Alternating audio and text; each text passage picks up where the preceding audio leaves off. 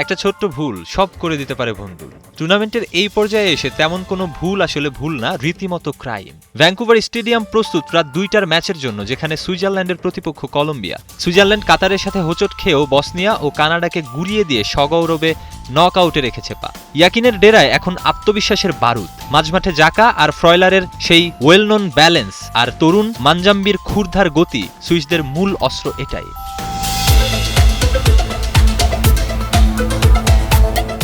তবে অন্য পারে দাঁড়িয়ে এক ইস্পাত কঠিন কলম্বিয়া, যারা এবারের আসরে গোল হজম করা একরকম বন্ধই করে দিয়েছে।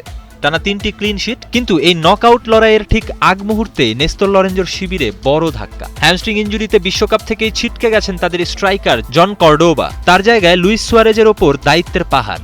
সে কি পারবে সুইস রক্ষণকে টলিয়ে দিতে?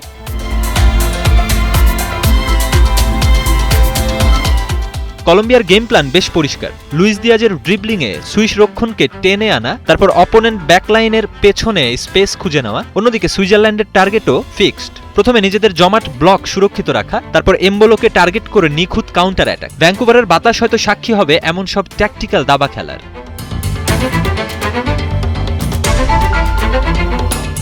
পরিসংখ্যানের পাতায় 1994 সালের সেই 2-0 গোলের হারের জ্বালা আজও হয়তো মনে আছে সুইসদের। তবে গত 2 দশকে ফুটবল অনেক বদলেছে। আজকের সুইজারল্যান্ড অনেক বেশি সুসংহত, আর কলম্বিয়া অনেক বেশি ডিফেন্সিভ।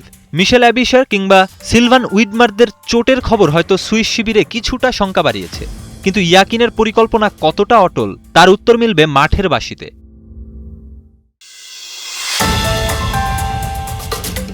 কোয়ার্টার ফাইনাল মানে বিশ্বসেরা 8-এ থাকার সুবর্ণ এক সুযোগ। কেউ জিতবে, কেউ ফিরবে দীর্ঘশ্বাস নিয়ে। এই যাত্রায় ভ্যাঙ্কুভারের আকাশে উড়বে কার পতাকা? মেহেদী হাসান সুমন, 71।